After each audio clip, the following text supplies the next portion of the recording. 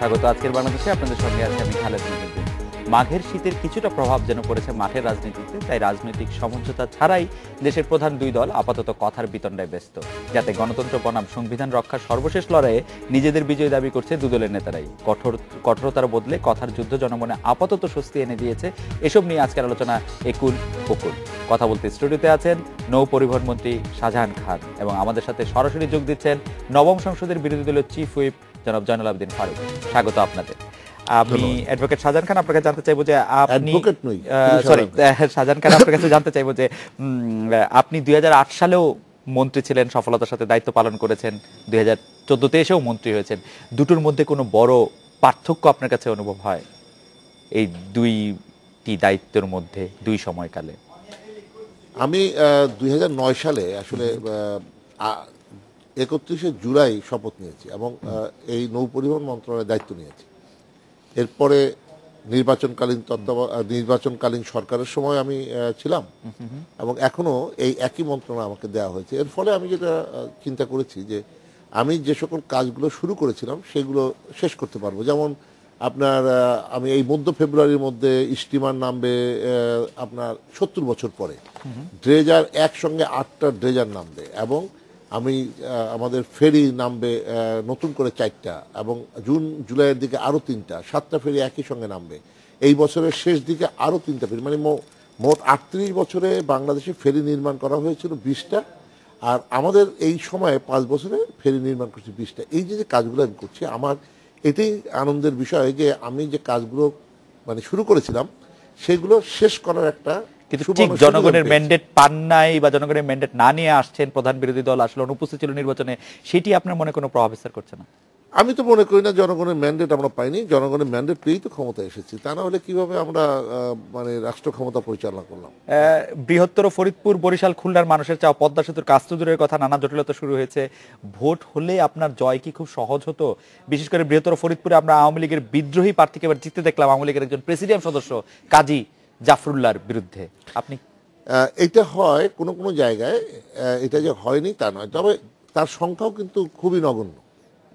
আপনি একদিকে হলো ঢাকায় মোস্তফা জালাল মহিউদ্দিনের আসনটি, জি, আরেকটি হলো কাজী জাফরুল্লাহর আসনটি, জি, আরো দুজন প্রতিমন্ত্রী হেরেছেন আমরা। তো এইটা কিন্তু 300 আসনের মধ্যে এটা কোনো, আমি মনে করি না যে কোনো, মানে এটার কোনো মেসেজ। বলে রাখি 86 সালে যখন নির্বাচন করি, জি, তখন কিন্তু আমি স্বতন্ত্র সংসদ সদস্য নির্বাচিত হয়েছিলাম। ওই বছর 32 জন স্বতন্ত্র সংসদ সদস্য নির্বাচিত হয়েছে। সুতরাং স্বতন্ত্র সংসদ সদস্য নির্বাচিত হতেই পারেন। যেমন গতবারও একজন ছিলেন সংসদ সদস্য স্বতন্ত্র। সুতরাং এই মানে স্বতন্ত্র আওয়ামী লীগের লোক হেরে গেল, এইটাই যে একেবারে আওয়ামী লীগের পতন হয়ে গেল, এটা মনে করার কোন কারণ নেই। জনাব শাহজাহান খান, আমি আবার আপনার কাছে আসবো। আমি একটু নবম সংসদের বিরোধী দলীয় চিফ হুইপ জয়নুল আবেদিন ফারুকের কাছে যাচ্ছি। জনাব জয়নুল আবেদিন ফারুক, আপনি কি মনে করছেন যে নির্বাচনের আগে বিএনপির নেতাকর্মীরা যতটা উজ্জীবিত ছিল, নির্বাচনের পরেও কি ততটাই উজ্জীবিত আছে, নাকি একটু বেশি উজ্জীবিত বা কম উজ্জীবিত? আপনি যদি একটু ব্যাখ্যা করতেন জনাব জয়নুল আবেদিন ফারুক। ইন্ডিপেন্ডেন্ট টেলিভিশনকে ধন্যবাদ জানাচ্ছি খালেদ ভাইয়ের মাধ্যমে। আমি আমার অত্যন্ত প্রিয় সহকর্মী শাহজাহান খান, উনি বর্তমান মন্ত্রী, এর আগেও মন্ত্রী ছিলেন, ওনাকেও ধন্যবাদ জানাই। তো প্রথমে খালেদ ভাইয়ের মাধ্যমে আমি আপনার প্রশ্নের উত্তর অবশ্যই দিব। আমার একটা প্রশ্ন আপনার মাধ্যমে শাহজাহান খানের কাছে, উনি কি প্রতিদ্বন্দ্বিতা হয়ে এবার এমপি হইলেন না বিনা প্রতিদ্বন্দ্বিতা? আশা করি উনি এটা উত্তর দিবেন। অবশ্য আমি তখন খুবই আন্দোলন সংগ্রামী ছিলাম, বিধায় উনি বিনা প্রতিদ্বন্দ্বিতা হলেন না প্রতিদ্বন্দ্বী সাথী ছিলেন এটা আমি ঠিক জানতাম না, সে কারণে এই প্রশ্নটা করেছি। যাক, এ বিষয়ে আমার, যেহেতু আমি এই নির্বাচনটাকে আমি মেনে নিতে পারি নাই, সে কারণে কে প্রতিদ্বন্দ্বী হয়ে জিতলো আর কে বিনা প্রতিদ্বন্দ্বিতা হলো এই বিষয়ে আমার জানার বিষয় না। যেহেতু বাংলাদেশের বৃহত্তম একটি জনগণ, আমি জানতে চাইছি, উনি আশা করি বলবেন। উনি বিনা প্রতিদ্বন্দ্বিতায় নির্বাচিত হয়েছেন। উনি বিনা প্রতিদ্বন্দ্বিতায় নির্বাচিত হয়েছেন। Thank you. আচ্ছা যাক, আমি জানতে পেরেছি। যা খালেদ ভাই, আমার আপনার প্রশ্নটা উত্তর আমি দিই জনগণের জন্য। প্রথমে আমি বলি যে আপনি বলেছেন একুল ওকুল, কিন্তু বিষয়টা হলো অনেকদিন পর টকশোতে আসছি তো আমি মনে করি যে 10ম জাতীয় সংসদ নির্বাচন নিয়ে যারা আজকে মন্ত্রিসভার শপথের পরে বিভিন্ন পর্যায়ে কথা বলছেন, কেউ বলছেন 5 বছর, কেউ বলছেন আলোচনার মাধ্যমে সহিংসতা বন্ধ করলে বিএনপির সাথে আলোচনা করে আরেকটি নির্বাচনের ব্যবস্থা করা হবে, কেউ বলছেন সংবিধান রক্ষার্থে নির্বাচন, মুখ রক্ষার নির্বাচন, আবার আপনি বলেছেন যে আমরা যে আন্দোলন, সে আন্দোলনে আমরা নিজকে জয়ী মনে করছি। আসলে আমি ব্যক্তিগতভাবে একজন ক্ষুদ্র রাজনৈতিক কর্মী হিসেবে দীর্ঘদিন এই পার্লামেন্টে শাহজাহান খানের সাথে সংসদে বসার সুযোগ হয়েছে। আমি শাহজাহান খান, উনি মন্ত্রী, মাননীয় মন্ত্রী, ওনাকে অবশ্যই মাননীয় মন্ত্রী বলতে হবে যেহেতু উনি শপথ নিয়েছেন। কিন্তু বিষয়টা হলো কে হারছে কে জিতছে সেটা বড় কথা না। সারা বিশ্ববাসীর কাছে এবং বাংলাদেশের 16 কোটি মানুষের কাছে যে বিগত 5 তারিখে যে নির্বাচনটা হলো, সে নির্বাচনটা ওনারা বলেছেন সংবিধান রক্ষা নির্বাচন। তাইলে তো ওনার কথা মতে সংবিধান রক্ষা হয়ে গেছে। 5 তারিখের পরে উনি গেজেট প্রকাশিত হয়েছে, মাননীয় প্রধানমন্ত্রী সহ মন্ত্রী পরিষদ সদস্যরা শপথ নিয়েছেন। তাহলে 1996 সালের 15 ফেব্রুয়ারি নির্বাচনের কথা একটু মোহাম্মদ শাহজাহান খানকে আমি স্মরণ করে দিতে চাই। তখন আন্দোলনে ছিলেন আমার বন্ধুরা, বন্ধুর দল আওয়ামী লীগ, জামাতে ইসলাম, হোসেন মোহাম্মদ এরশাদের জাতীয় পার্টি। তখন তারা কিন্তু সংসদ থেকে পদত্যাগ করার কারণে, তখনকার আওয়ামী লীগ, জাতীয় পার্টি, জামাত, তখন কিন্তু আমরা সংখ্যাগরিষ্ঠতা ছিলাম না বিধায় তখন সংবিধান আমরা পরিবর্তনও করতে পারি নাই, তাই আমরা একটা নির্বাচন করতে হয়েছে। সেই নির্বাচনে 15 দিনের মধ্যেই। জনাব জয়নুল আবেদিন ফারুক, আমি আপনার কাছে এই বিষয়ে বিস্তারিত শুনতে চাইবো। আপনি খুব চমৎকার বলছেন। আমি শুধু জানতে চাইছিলাম যে বিএনপির নেতাকর্মীরা 5 জানুয়ারির আগের তুলনায় এখন বেশি উজ্জীবিত নাকি কম উজ্জীবিত, সেই বিষয়টি। সেদিকে আমি আসছিলাম। আমাকে ইন্টারফেয়ার করলে আমি কিন্তু অনেকদিন পর আসছি তো বলতে পারবো না। আমি মনে করি আমার দৃষ্টিতে আমরা অনেক উজ্জীবিত। আজকে মাননীয় বিরোধী দলের 9ম জাতীয় সংসদে বিরোধী দলের নেতা বিএনপি চেয়ারপারসন বেগম খালেদা জিয়া যে বক্তব্য রেখেছেন আপনাদের মাধ্যমে দেশবাসীর কাছে, আমরা আরো উজ্জীবিত হয়েছি। আমরা হারি নাই, আমরা জিতেছি এবং ইনশাল্লাহ সামনের দিকে আমরা জিতবো। আমরা উজ্জীবিত। আমি এই প্রশ্ন ধরে বলতে চাই যে মাননীয় মন্ত্রী, আপনি আরেকবার মন্ত্রী নির্বাচিত হয়েছেন ঠিকই। আমি যে প্রশ্নটি প্রথমে করেছিলাম যে একটু কি নৈতিকভাবে এই সরকার একটু দুর্বলতা অনুভব করছে, যেহেতু 153টি আসনে আসলে কোনো নির্বাচন হয়নি, বাকি নির্বাচনগুলিতে আসলে অনেক কম ভোট পড়েছে, একটু কি নৈতিকভাবে দুর্বল, যেটি বেগম জিয়া আজকে বারবার বলছিলেন যে এই সরকারের আসলে সেই রকম কোনো নৈতিক গ্রহণযোগ্যতা নেই? আমরা নৈতিকভাবে এবং আরেকটি আমি যোগ করি, একুল ওকুল দুকুলি এই সরকার হারিয়েছে।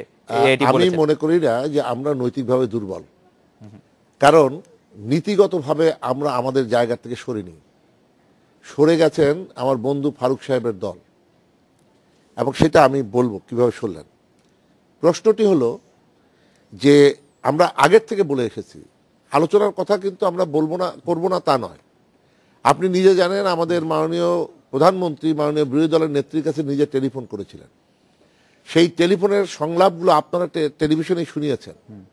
জাতি দেখেছে যে প্রধানমন্ত্রী কি বলেছেন আর উনি কি বলেছেন।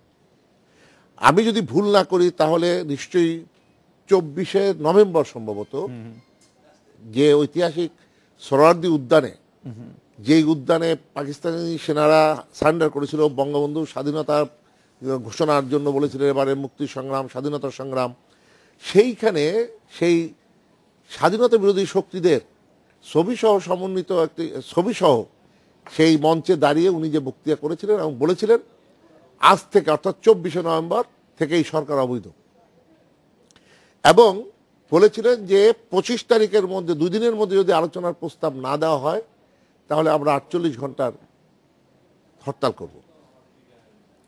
ঠিক ওনার প্রস্তাব অনুযায়ী প্রধানমন্ত্রী কিন্তু টেলিফোন করলেন 25 তারিখে। সেই টেলিফোনের জবাবে কি বলেছেন না বলেছেন আমি এইটা আর ওনাকে স্মরণ করে দেওয়া লাগবে না, গোটা জাতিকে স্মরণ করে দেওয়ার প্রয়োজন নেই। তবে সেদিন যদি উনি সেই আলোচনার প্রস্তাবটা গ্রহণ করে, যেহেতু উনি বলেছেন যদি দুদিনের মধ্যে আলোচনা প্রস্তাব না দেওয়া হয় তাহলে 48 ঘন্টা ধর্মঘট করবেন, তাহলে তো প্রধানমন্ত্রী তো ওই সময়ের মধ্যেই তো দিয়েছেন। তাহলে উনি কেন বললেন যে আমার নেতাদের সঙ্গে আমি কথা না বলে এটা উইথড্র করতে পারবো না? কেন বলেছিলেন সেটা আমাদের মাননীয় বিরোধী দলের নেত্রী বলবেন। এখন তার বিরোধী দলের নেত্রী নেই। তারপরে যেটা বললেন 24শে নভেম্বর থেকে এই সরকার অবৈধ, তাহলে তো উনিও বিরোধী দলের নেত্রী হিসাবে অবৈধ। 24শে অক্টোবর, রাইট, 24 অক্টোবর। জি। তো সেখানে তাহলে উনিও অবৈধ।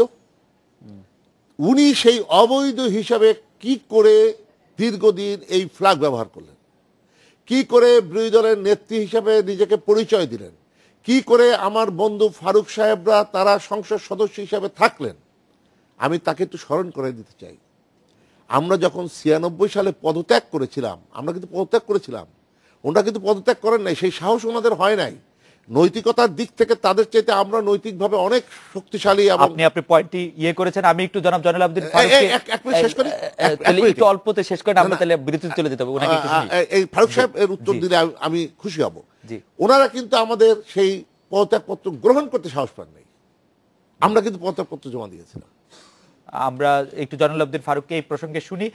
জনাব জয়নুল আবেদিন ফারুক, আপনি শুনছিলেন জনাব শাহজাহান খান কি বলছিলেন এই ব্যাপারে, আপনার মন্তব্য একটু শুনবো আমাদের একটা বিরতি নেওয়ার আগে। আপনি তো বিরতিতে যাবেন, অবশ্যই যেতে হবে। আমার বন্ধু মোহাম্মদ শাহজাহান খান সাহেব তো উনি শুরুতে বলেছেন উনি আগেও মন্ত্রী ছিলেন, এখনো মন্ত্রী, ওনার অসমাপ্ত কাজগুলো সমাপ্ত করবেন। মাননীয় মন্ত্রী মহোদয়কে খালেদ ভাইয়ের মাধ্যমে জানাতে চাই, ইনশাল্লাহ আমার মনে হয় আমরা যে বেগম খালেদা জিয়ার ভাষণের পর যে তৃপ্ততা পেয়েছি এবং আমরা জনগণের যে সমর্থন পেয়েছি, আমরা যে উজ্জীবিত হয়েছি, উনি অসমাপ্ত কাজ ইনশাল্লাহ সমাপ্ত করতে পারবেন না, জনগণের জোয়ারে ভেসে যাবেন এবং একটি নির্বাচনের ব্যবস্থা ওনারা করবেন। আমি শুধু ওনাকে এটা স্মরণ করে দিতে চাই, উনি বলেছেন যে বিরোধী দলের নেতা কি করে অবৈধ সরকারের এবং জাতীয় সংসদের বিরোধী দলের নেতা ছিলেন, কি করে ফ্ল্যাগ ব্যবহার করলেন। আমি আমার বন্ধু শাহজাহানকে মনে করিয়ে দিতে চাই যে ওনারা পদত্যাগ করার পর পদত্যাগপত্র গ্রহণ না করে ওনারা কি সেই সুযোগ সুবিধা তখন নেন নাই, তার হিসাব জাতীয় সংসদ সচিবালয়ে আছেন।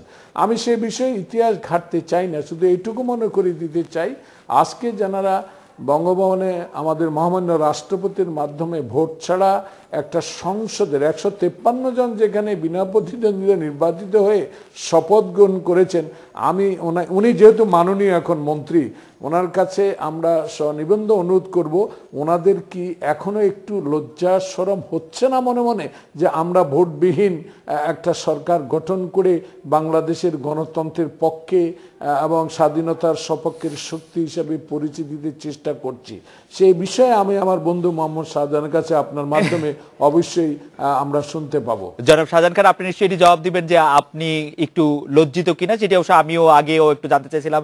জনাব জয়নুল আবেদিন ফারুক, আমিও আপনার কাছে একটু জেনে রাখতে চাই, বিরতির পর নিশ্চয়ই আপনি জবাব দিবেন। আমরা যে ধরনের হরতাল অবরোধ বা যে ধরনের আন্দোলন কর্মসূচি আমরা দেখেছি, যার মাধ্যমে অনেক ক্ষয়ক্ষতি হয়েছে, কেউ বলেছে এটা আপনারা করেছেন, কেউ বলেছে এটা ওরা করেছেন, কিন্তু সেই ক্ষয়ক্ষতি পাশ থেকে যে আমরা একটু সরে আসলাম, আপনারা বলবেন কিনা যে সেটা একটি ভুল রাজনীতি বা ভুল উদ্যোগ ছিল? বিরতির পর সেটিও আপনাকে শুনবো। জনাব শাহজাহান খান, আপনি একটু মনে রাখবেন, জয়নুল আবেদিন ফারুক আপনাকে জানতে চাইছেন যে আপনারা ভোটারবিহীন নির্বাচনে নির্বাচিত হয়ে এসে আপনি একটু লজ্জিত কিনা। এই লজ্জাটার ব্যাপারটা অবশ্য আমি ওনার সাথে একমত, আমারও এটা জানতে ইচ্ছা করছে। আমি একটু বিরতি নিয়ে ফিরছি আপনার কাছে।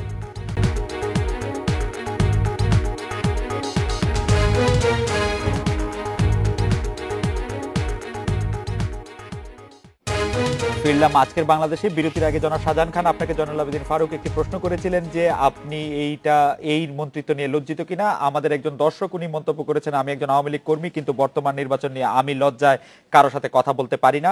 আরেকজন দর্শক মন্তব্য করেছেন যে উনি আমাকে উদ্দেশ্য করে বলেছেন শেখ হাসিনা যেভাবে বেগম জিয়াকে দাওয়াত দিয়েছেন, তাতে কি এভাবে দাওয়াত দিলে আমি যেতাম কিনা। সেক্ষেত্রে আমি একটু বলি যে বেগম জিয়াকে বারবারই উনি হরতালটি উইথড্র করতে বলেছিলেন।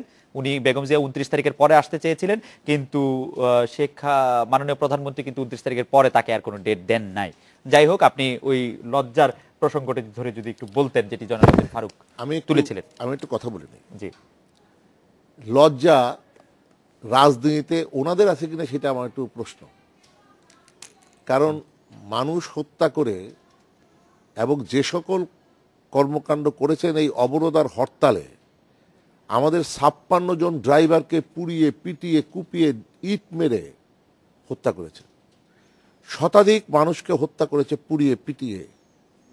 পুলিশ হত্যা করেছে 14 জন, বিজিবি হত্যা করেছে 2 জন, রেল লাইন উপরে ফেলেছে, রাস্তাঘাট কেটে দিয়েছে, গাছ কেটে ফেলেছে, গরু হত্যা করেছে, মন্দির মসজিদ ইত্যাদি জায়গায় আগুন দিয়েছে, তারপরে আপনার শহীদ মিনার ভেঙেছে, পতাকা পুড়িয়েছে।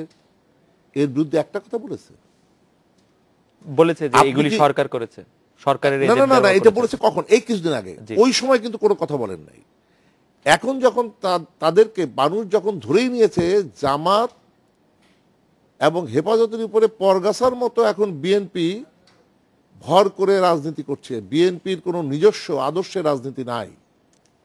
সেই কারণেই এখন বিএনপি কতটুকু লজ্জা পাচ্ছে এটা হলো প্রশ্ন। আমাদের লজ্জার তো কোনো কারণ নেই। নির্বাচনে আমরা তো মহাজোট একত্র নির্বাচন করেছি 2008 সালে। এবারও আমরা ভেবেছিলাম ওনারা আসবেন নির্বাচনে, যে কারণে মহাজোট তার আসন ভাগই করতে পারে। যখন আমরা আমাদের আসনটা ভাগ করে নিলাম, তখন আমাদের এতগুলো আসন এইটা বিনা প্রতিদ্বন্দ্বিতায় নির্বাচিত হওয়া কোনো অস্বাভাবিক বিষয় নয়। আর ওনারা যদি নির্বাচনে আসতেন তখন সেখানে প্রতিযোগিতা অবশ্যই হতো। আর আমার আসনের কথা যদি বলেন তাহলে শুধু এইটুকু বলি যে 2008 সালে ওনাদের ক্যান্ডিডেট আর আমি ছিলাম ক্যান্ডিডেট। তখন ওনাদের প্রার্থী ছিলেন, তিনি পেয়েছেন 28,000 ভোট, আর আমি পেয়েছি 1,80,000 ভোট। 1,52,000 ভোটের ব্যবধানে নির্বাচিত হয়েছে। এবারে মহাজোটের প্রার্থী ছিলেন আমাদের একজন ওয়ার্কার্স পার্টি, সে তো প্রত্যাহার করতেই পারে। সুতরাং এইটাকে এই বিনা প্রতিদ্বন্দ্বিতায় নির্বাচিত হওয়ায় আমি মনে করি এইটা লজ্জা বা ঘৃণা অথবা এইটা আমি ব্যক্তিগতভাবে কোনো অনৈতিক দিক আমি দেখি না। তারপরে যে কথাটা বলেছেন জনগণের জোয়ারে ভেসে যাবে, আমি একটু ফারুক সাহেবকে স্মরণ করে দিতে চাই, কারণ উনি অনেকদিনে আমার মতোই কয়েকবার পার্লামেন্টে এসেছেন এবং উনি বিরোধী দলের হুইপও ছিলেন, বিরোধী দলের চিফ হুইপ ছিলেন, এবং উনি রাজনৈতিকভাবে অনেক পরিপক্ক লোক। ওনার তো ভুলে যাবার কথা নয় যে সন্ত্রাসী কর্মকাণ্ড আর গণতান্ত্রিক আন্দোলন একই সঙ্গে চলতে পারে না। যে আন্দোলন ওনারা করেছেন জামাতের উপরে নির্ভরশীল হয়ে, সেইটা হলো সন্ত্রাসী কর্মকাণ্ড, কোনো গণতান্ত্রিক আন্দোলন নয়। গণতান্ত্রিক আন্দোলন ছিল যেগুলো আমরা করেছি বঙ্গবন্ধু থেকে শুরু করে। আমি আপনাকে একটু বলি, আপনাকে একটু স্মরণ করে দিতে চাই যে কোন আন্দোলন জনগণের সম্পৃক্তি ছাড়া হয় নাই। এখানে জনগণের সম্পৃক্তি কোথায়? আওয়ামী লীগকে আমরা চিরকাল গণতান্ত্রিক দল হিসেবেই জানি, কিন্তু এইবার আপনারা বিরোধী দলের সাথে, আওয়ামী লীগ সরকার বিরোধী দলের সাথে যে আচরণ করেছে তাকে কি আপনি গণতান্ত্রিক আচরণ বলবেন? আমরা দেখেছি পুলিশ প্রশাসন, পুলিশ বাহিনী বিএনপির সদর দপ্তরের মধ্যে ঢুকে তাদের নেতাদের গ্রেফতার করে নিয়ে আসতে, তাদের অনেক হেনস্থা করতে, রাস্তায় ঘাটে সব জায়গায়। তো ওটার ক্ষেত্রে আপনি কি বলবেন? আমি বলতে চাই এইটা ওনারা যখন ক্ষমতায় ছিলেন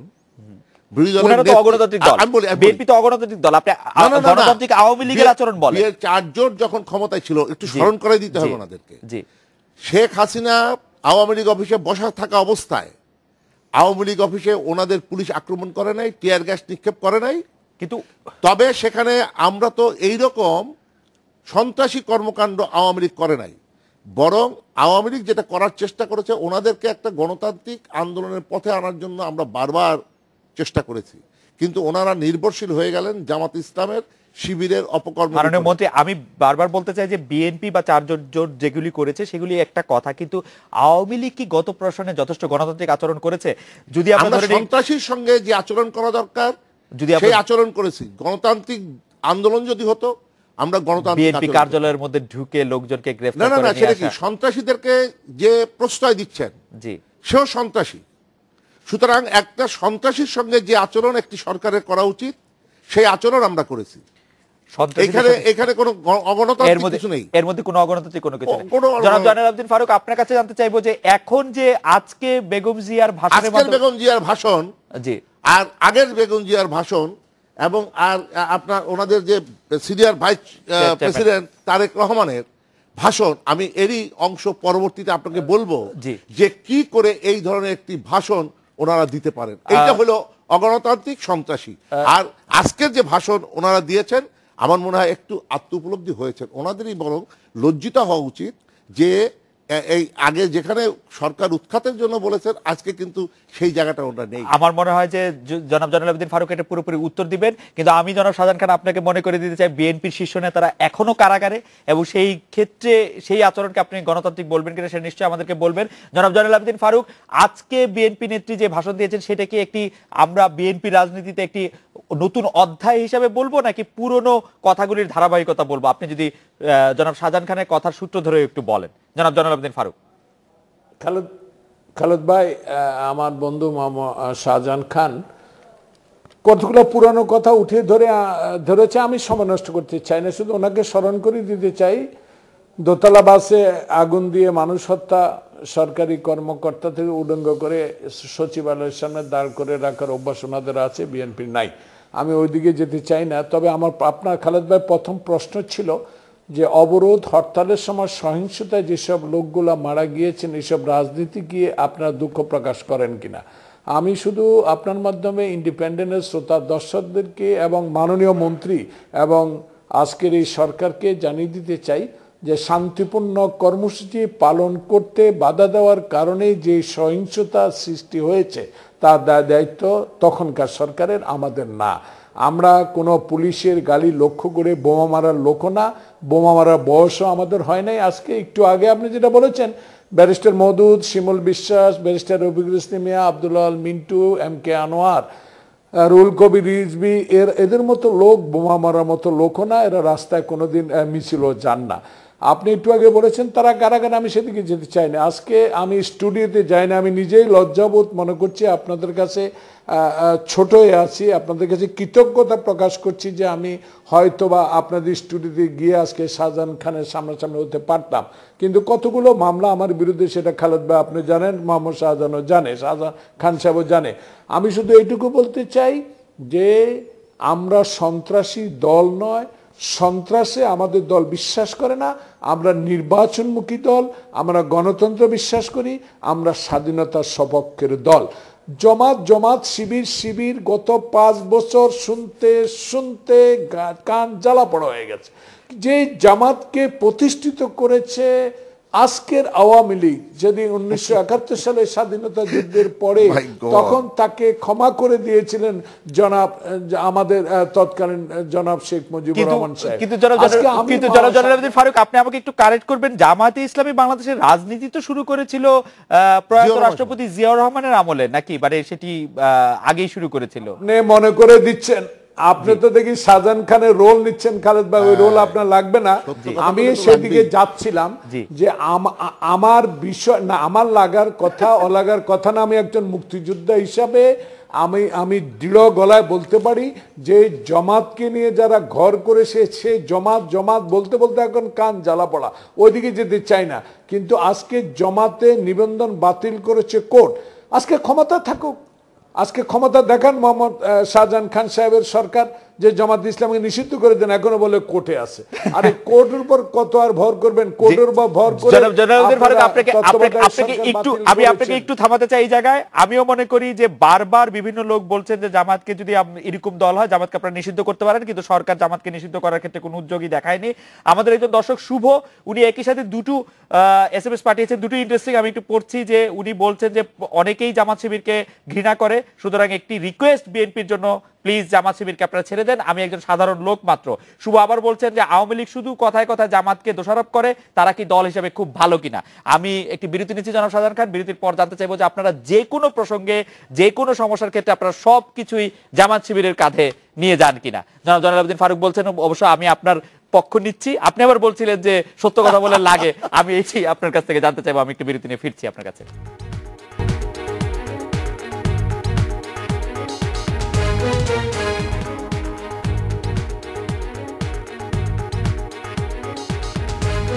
ফিরলাম আজকের বাংলাদেশে। জনাব শাহজাহান খান, আপনি বিরতির আগে আপনার কাছে প্রশ্ন করেছেন, আপনি নিশ্চয়ই সেটা জবাব দিবেন। আমাদের একজন দর্শক মামুন, উনার নাম, উনি বলছেন যে মাননীয় মন্ত্রীকে প্রশ্ন করলে তিনি বারবার বলেন যে বিএনপি করেছে বলেই তো জনগণ কর্তৃক প্রত্যাখ্যাত হয়েছে, আমরা আপনাদের কাছ থেকে নতুন কিছু আশা করি। অবশ্যই আমরা কিছু নতুন দিচ্ছি এবং দেব। আমি ডেভেলপমেন্টের কথা বলে সময় নষ্ট করব না। বাংলাদেশের ইতিহাসে বিগত 5 বছরের উন্নয়ন 38 বছরের উন্নয়নকে ছাপিয়ে গেছে। সুতরাং এটা নিয়ে আমি আর বলে সময় নষ্ট করতে চাই না। আমি বর্তমান পরিস্থিতিতে আমার কিছু বক্তব্য, আপনাকে আমি একটা বিষয় জিজ্ঞেস করতে চাই। আপনি জানেন আজকে এই যে খালেদা বেগম আমাদের বিরোধী দলের নেত্রী ছিলেন, বিএনপির নেত্রী বেগম খালেদা জিয়া, উনি আমাদের তার বক্তব্যের মধ্যে দিয়ে একটা আলোচনার প্রস্তাব দিয়েছে। পাশাপাশি তারেক রহমান সাহেব লন্ডনে বসে ভিডিও বার্তার মাধ্যমে 5ই জানুয়ারির পরে আন্দোলন অব্যাহত রাখতে বলছেন। আমার প্রশ্নটি হলো যে কোনটা সঠিক? আমরা কি আলোচনার দিকে যাব নাকি আন্দোলনকে মোকাবেলার দিকে যাব? ওনারা আন্দোলন করবেন। আমি কি একটু জয়নুল আবেদিন ফারুক সাহেবের কাছ থেকে একটু জিজ্ঞেস করতে পারেন? জনাব জয়নুল আবেদিন ফারুক, আপনি কি জনাব শাহজাহান খানের প্রশ্নটি শুনতে পেরেছেন যে তিনি জানতে চেয়েছেন যে আমরা আসলে সর্বাত্মক আন্দোলনের দিকে যাব না আলোচনার দিকে যাব? জনাব জয়নুল আবেদিন ফারুক। না, খালেদ ভাই, আমি শাহজাহান খানের সাথে একমত। শাহজাহান খান তারেক রহমান দলের সিনিয়র ভাইস চেয়ারম্যান, আর আমাদের দেশনেত্রী বেগম খালেদা জিয়া দলের চেয়ারপারসন। উনিও বাংলাদেশের 3বারের প্রধানমন্ত্রী ছিলেন, 2বারের বিরোধী দলের নেতা ছিলেন। আন্দোলন আর আলোচনা একসাথে চলতে পারে। যে আন্দোলন শান্তিপূর্ণ হবে, যে আন্দোলন আমাদেরকে সভা সমাবেশ করার সরকার অনুমতি দিবে, সে আন্দোলনে কোনো সহিংস কোনো দিনে বাংলাদেশে অতীতে হয়েছে বলে আমার মনে নেই। হোসেন মোহাম্মদ এরশাদের বিরোধী আন্দোলনে শাহজাহান খান সাহেবরাও ছিলেন, তখন আমরা আন্দোলন করেছি। আর এখনকার আমরা সভা সমাবেশ করতে বেনজিরের কাছে যায়, আমাদের ডিএমপি কমিশনের কাছে বসে থাকতে হয়। আমি তাই ওইদিকে যেতে চাই না। আমাদের তারেক রহমান সঠিক বলেছে, আন্দোলনও চলবে, আলোচনাও চলতে পারে, তবে আমাদের সে আন্দোলনগুলো হবে শান্তিপূর্ণ, যেটা আজকে আমাদের প্রিয় নেত্রী দেশনেত্রী বেগম খালেদা জিয়া যেসব কর্মসূচিগুলো দিয়েছেন। আমি শুধু আপনাকে উদাহরণ দিতে চাই, 20 তারিখের কর্মসূচির জন্য ডিএমপি কমিশনের কাছে বহুত আগে আবেদন করা হয়েছে, এখন পর্যন্ত আমরা অনুমতি পাই না। জনাব জয়নুল আবেদিন ফারুক, আপনাকে অনেক ধন্যবাদ। জনাব জয়নুল আবেদিন ফারুক এটি ক্লিয়ার করেছেন, আন্দোলন এবং আলোচনা দুটিই চলবে। এতদিন পরে অরিন্দাম কহিলা বিষাদে, আমি তাকে ধন্যবাদ জানাই। ওনারা এখন শান্তিপূর্ণ আন্দোলনের কথা বলছেন। ওনারা বরাবরই বলেছেন শান্তিপূর্ণ আন্দোলনের কথা। তাহলে কি করে মির্জা ফখরুল ইসলাম সাহেব বললেন, ফখরুল ইসলাম আলমগীর বললেন যে 1টা-2টা গাড়ি পোড়ালে হবে না? এটা কি শান্তিপূর্ণ আন্দোলন? জনাব জয়নুল আবেদিন ফারুক, শান্তিপূর্ণ আন্দোলনের এই প্রসঙ্গটি কি এইবার প্রথম আসলো, না আপনারা শান্তিপূর্ণ আন্দোলনই করে আসছেন? মির্জা ফখরুল ইসলাম আলমগীরের উদাহরণ দিচ্ছিলেন জনাব শাহজাহান খান। উনি তো উদাহরণ দেওয়ার অত্যন্ত কঠিন লোক শাহজাহান খান। না না না, আমি অস্বীকার করব কি করব না সেটা আমি যুক্তি তর্ক দিয়ে অস্বীকার করব বা সমর্থন করবো সে বিষয় না। বিষয়টা হলো মির্জা ফখরুলের সে বক্তব্যকে আপনার বিভ্রান্ত করা হয়েছে এবং বিকৃত করা হয়েছে। মূল বক্তব্যটি কি ছিল জনাব জয়নুল আবেদিন ফারুক? ছাত্র দলের উদ্দেশ্যে বলা হয়েছে শান্তিপূর্ণ কর্মসূচির মাধ্যমে দেশে আন্দোলন করা যায়, এইটুকু বুঝাতে চেয়েছেন। কিন্তু শাহজাহান খান সাহেব, আপনারা আজকে বলেন যে আপনারা আমাদেরকে সভা সমাবেশ করতে দিবেন না, অলিখিত আপনার কারফিউ জারি করবেন, পার্টি অফিস বন্ধ করে রাখবেন, নিচে তালা বন্ধ করে রাখবেন, জল কামাল বালুর গাড়ি দিয়ে রাখবেন। আমি কি একটা প্রশ্ন আপনাকে করতে পারি? আমার প্রশ্নটি হলো এইটা, আপনি শান্তিপূর্ণ আন্দোলনের কথা এখন বলছেন, আপনারা যে জামাত ইসলাম যে কর্মকাণ্ডগুলো এতদিন করলো, গাড়ি পোড়ালো, মানুষ পোড়ালো, ড্রাইভার পোড়ালো, সম্পদ পোড়ালো, বিভিন্ন গাছ কাটলো, গরু মারলো, তারপরে আর ওই যে পতাকা পুড়লো, কোনোটার প্রতিবাদ আপনারা কি এ পর্যন্ত করেছেন? পাশাপাশি কেমন, আমি একটু বলি, এই যে প্রতিবাদটা ওনারা কোনোটা বলে নাই, এবং এ কথাও বলে নাই এই কয়েকদিন আগে ছাড়া, কিছুদিন আগে এই কথাটা মাননীয় বিরোধী দলের, কিন্তু এ পর্যন্ত ওনারা এটা নিয়ে দুঃখ প্রকাশ করেন। যারা করছে তাদের বিরুদ্ধে ব্যবস্থা গ্রহণ করা এই কথা বলেনি, বরং এই যে মিথ্যাচার যে ওনাদের একটা অভ্যাস, সেটা হলো যে ওনারা বলতে চাচ্ছেন এটা হলো আওয়ামী লীগ করেছে। না, আমি একটু জয়নুল আবেদিন ফারুক দেওয়ার আগে আমি একটু বলি, উনি যে অভিযোগগুলি করেছেন যে সভা সমাবেশ মিটিং মিছিল না করতে দেওয়া এবং পুলিশের বিভিন্ন জায়গায় গুলি বর্ষণ, বিভিন্ন সময় বিভিন্ন কিছু, সেগুলো তো আপনাকে নিশ্চয়ই স্বীকার করতে হবে। আপনি যদি মনে করেন যে আপনার উপর কেউ আক্রমণ করলো, আমার কথাগুলো তো আমি উত্তর দিতে পারছি না শাহজাহান খান। জনাব ফারুক, আপনি বলেন যে আপনি জনাব শাহজাহান খান যেটি বলছিলেন, আমাকে একটু সময় দিতে হবে, আমি বিরোধী দল, এটাই তো তাদের স্বেচ্ছাচারিতা, যে কারণে নবম জাতীয় সংসদে আমরা যেতে পারি না, তারা আমাদেরকে সময় দেয় না, তারাই শুধু কথা বলতে থাকে, আমাদেরকে কোনো কথা বলতে দেয় না। আজকে আপনি স্পিকার হিসাবে থাকেন না মাঝখানে, শাহজাহান খান তো অনেক প্রবীণ লোক, শাহজাহান খানের অনেক মানে কি বলবো, আমার অনেক শক্তি আছে, মুখে জোর আছে, বিশেষ করে উনি শ্রমিকের নেতা।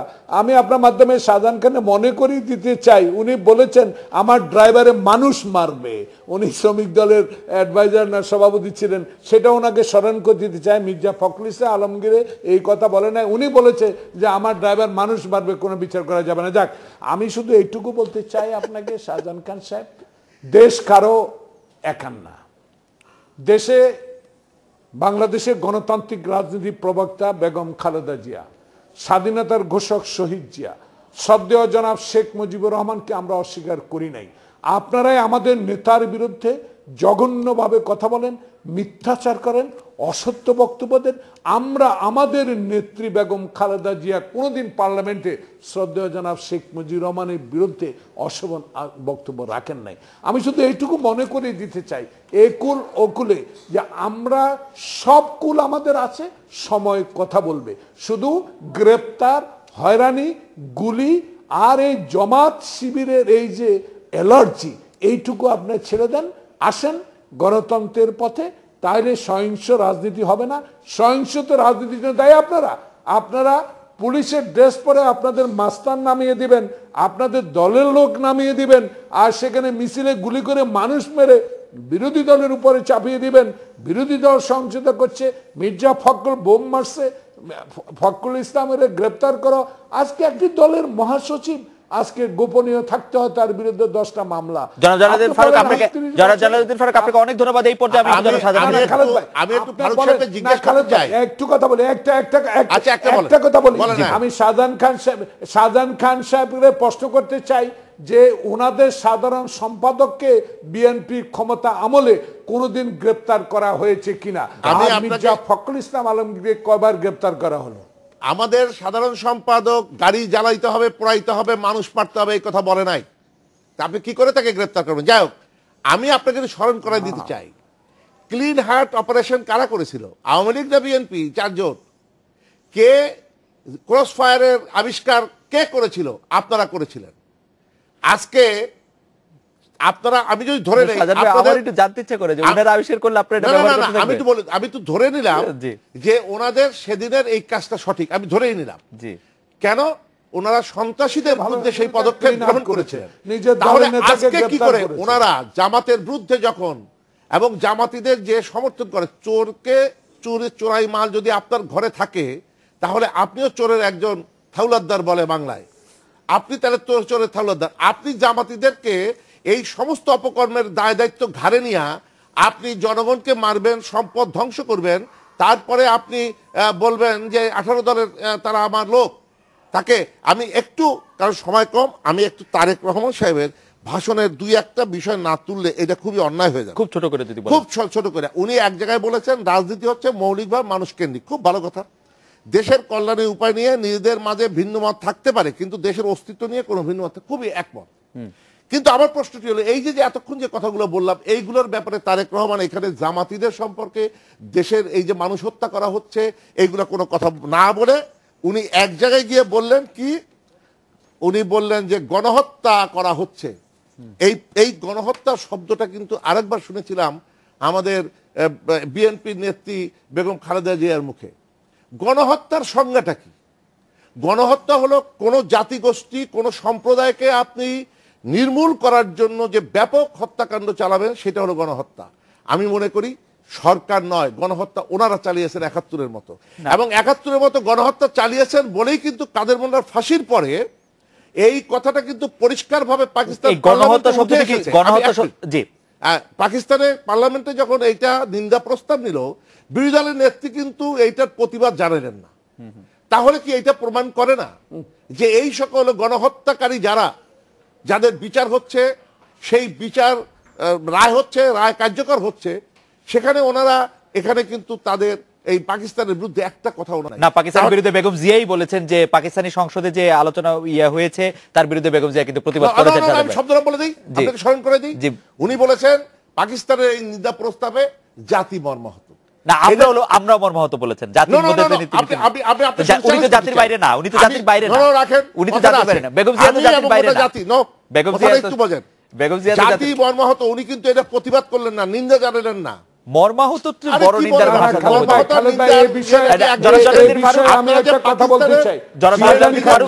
বিরতি নিয়ে আপনার কাছে এই বিষয়ে আপনার মন্তব্য করতেছে, এই ঘটনার মধ্যে দিয়ে এটা প্রমাণিত হয়।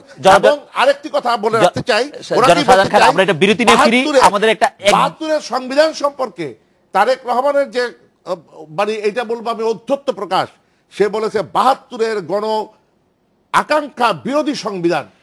আমরা এই দুটো বিষয়ে জনাব জয়নুল আবেদিন ফারুক আপনার ব্যাখ্যা শুনবো। আমরা একটা বিরতি নিয়ে ফিরছি আপনার কাছে।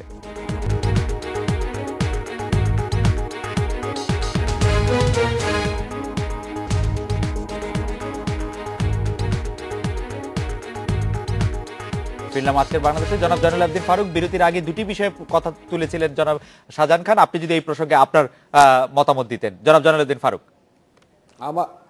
আমি বুঝতে পারছি আপনাদের সময় শেষ, আমরা এই অনুষ্ঠানটা শেষ করে ফেলবেন। আমি শুধু এইটুকু মনে করিয়ে দিতে চাই আমার বন্ধু শাহজাহান খানকে যে যা কিছু করেছেন, যত অত্যাচার অবিচারে করেছেন, যত লোকে হত্যা করেছেন, যারাই করে থাকেন, দায় দায়িত্ব সরকারের। আমরা যদি তখন সরকারে থাকতাম তখনও আপনারা বিরোধী দল থাকতেন, এই কথাই বলতেন দায় দায়িত্ব সরকারের। আমি এখনো মনে করি শাহজাহান খান যদি সত্যিকার অর্থে বাংলাদেশের একজন মুক্তিযুদ্ধ হয়ে থাকেন, যুদ্ধ করেছেন, রাজনীতি করেছেন, দীর্ঘদিন অভিজ্ঞতা আছে, দলের জন্য রাজনীতি করেন না, দেশের জন্য রাজনীতি করেন, তাহলে সত্যিকার অর্থে আপনার কাছে একটা প্রশ্ন রাখতে চাই। একটা অগ্রহণযোগ্য নির্বাচন যেখানে ৫% ভোট পড়ে নাই, যেখানে একটা আজ্ঞাবহ নির্বাচন কমিশনার 2 দিন সময় নিয়ে সেটাকে 40% করেছে, সেদিকেও আমি যেতে চাই না। শুধু আপনার বরাবর এইটুকু বলতে চাই, আসুন সবাই মিলে দেশকে গড়ি, দেশের গণতন্ত্রকে শক্তিশালী করি। তবে এইসব অগ্রহণযোগ্য নির্বাচন নিয়ে অচিরেই আপনারা একটা ব্যবস্থা গ্রহণ করেন, তাহলে দেশের সহিংস রাজনীতি হবে না। নয় আজকে এই জমাত এলার্জি সরকারে আপনারা সংখ্যালঘুদের উপর আক্রমণ হয়, আজকে মিছিল হয়, মানববন্ধন হয়, আপনার দায় দায়িত্ব দিয়ে দিচ্ছেন বিরোধী দলের উপর। আমরা বলতে চাই সরকারে আপনি মির্জা ফখরুল বোমা মারলো কিনা একদিনের মধ্যে তদন্ত কমিটি করে তাকে গ্রেপ্তার করতে পারেন, আমাকে গ্রেপ্তার করতে পারেন, পার্টি অফিসের তালা ভাঙতে পারেন।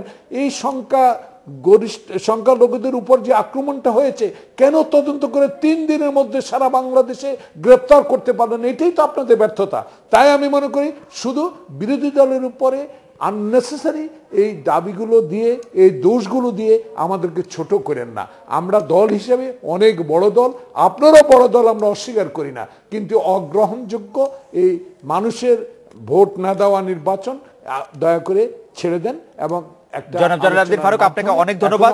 জনাব জয়নুল আবেদিন ফারুকের এই প্রসঙ্গটির সাথে আমি একদম সম্পূর্ণ একমত যে যা কিছু ঘটুক রাষ্ট্র ক্ষমতা আপনারা আছেন, আপনাদের এই দায় দায়িত্ব নিতে হবে। আমি শুধু এর সাথে যুক্ত করতে চাই, সংখ্যালঘুরা যখন নির্যাতিত হয়েছিল তাদের কেউ কেউ বলেছেন তারা প্রশাসনের সহযোগিতা চেয়েছেন, কিন্তু প্রশাসন ঠিকমতো আসেনি। আপনি যদি সার্বিকভাবে এখন শেষ করতেন। উনি যে কথাগুলো বলেছেন আপনি একমত পোষণ করেছেন, আমি আংশিক একমত, কিন্তু মানুষ ওনারা মারবেন আর দায় দায়িত্ব আমি যখন তাদেরকে সেই মারা ঠেকাইতে গিয়া তাদেরকে গ্রেপ্তার করা, তাদেরকে মানে প্রতিহত করা, এইটা করতে যাব, তখন হয়ে যাবে গণহত্যা। এইটা যদি আপনারা মনে করেন, ওর দায় দায়িত্ব আমরা নিতে রাজি না। আমরা প্রকৃত সন্ত্রাসী যারা, প্রকৃত হত্যাকারী যারা, প্রকৃত যারা গাড়ি পুড়িয়েছে তাদের বিরুদ্ধে ব্যবস্থা নেবই। এবং যারা এর এই হুকুমগুলো দিয়েছে, কিছু ধরা পড়েছে আপনি জানেন, একটা পেট্রোল বোমা মারলে 10,000 টাকা, একটা ককটেল মারলে 1,000 টাকা। এই যে এগুলো যারা করেছে তাদের তো কিছু ধরা পড়েছে, আমরা সেখান থেকে এটা করবো। তবে আমি একটু ফারুক সাহেবকে স্মরণ করে দিতে চাই, উনি দোষী না হন তাহলে পালিয়ে থাকবেন কেন? আমার বিরুদ্ধে 4 জন সরকারের সময় একটা হত্যা মামলা হয়েছিল, কিন্তু উনি বেরোলে তো আপনারা তাকে গ্রেফতার করবেন না। না, আমি সেটাই বলতে চাচ্ছি যে গ্রেপ্তার হতে পারেন। এটা গ্রেপ্তারের ভয়তে জেলখানা আর সিংহাসন তো পাশাপাশি, জেলখানা যাবেন না সিংহাসনে যাবেন, এটা তো হইতে পারে না। জেলখানায় যদি আপনি ভুল করেন, অন্যায় করেন, তাহলে তো আপনাকে যেতেই হবে। আর আমি বলতে চাই, আমার বিরুদ্ধে যখন হত্যা মামলা হলো তখন তো আমি তো ফারুক সাহেবের মতো পালায় বেড়ায়নি। আমি বুক টার্ন করি আমি সেদিন সেই কাজ করেছিলাম। আরেকটি কথা বলেছেন, আমি পরিবহন সেক্টরে 1-2 বছর না 43 বছর এখন শুরু হলো, আমি এই পরিবহন সেক্টর শ্রমিকদের জন্য কাজ করি। তাদের সময় আমি অনেক সেই বিষয় নিশ্চয়ই আরেকদিন কথা বলা যাবে। সেই জায়গাটায় এসে আমি শুধু এটুকু বলতে চাই, শ্রমিকদের ন্যায়সঙ্গত অধিকার প্রতিষ্ঠার জন্য সরকারের থেকেও আমি ফাইট করেছি, সরকারের বিরুদ্ধে থেকে ফাইট করেছি। জনাব সাদেক খান, আপনাকে ধন্যবাদ। জনাব জয়নুল ফারুক, আপনার অনুষ্ঠান শেষ করে দিচ্ছি। দর্শক, আগামীকাল আমাদের সঙ্গে আবার দেখা হবে। জনাব ফারুক, আপনি যদি শেষ কথাটি বলেন, আপনি বলতে চাইছিলেন একটি শেষ কথা। আমার শেষ একটি কথাই, নতুন বছরে 5 তারিখে যে নির্বাচন হয়েছে সেই নির্বাচনটি এখনো সময় আছে আলোচনার মাধ্যমে স্থগিত করে সবার গ্রহণযোগ্য একটি নির্বাচন। আপনাকে অনেক ধন্যবাদ আজকের অনুষ্ঠানে আপনাদের আসার জন্য এবং আর কথা বলার সুযোগ জানেন। জি, সেটি আপনি বলেছেন, সেটি আপনি বলেছেন। আমি শেষ করতে বাধ্য হচ্ছি। এই ছিল আজকের বাংলাদেশে। আগামীকাল আবার দেখা হবে। শুভরাত্রি।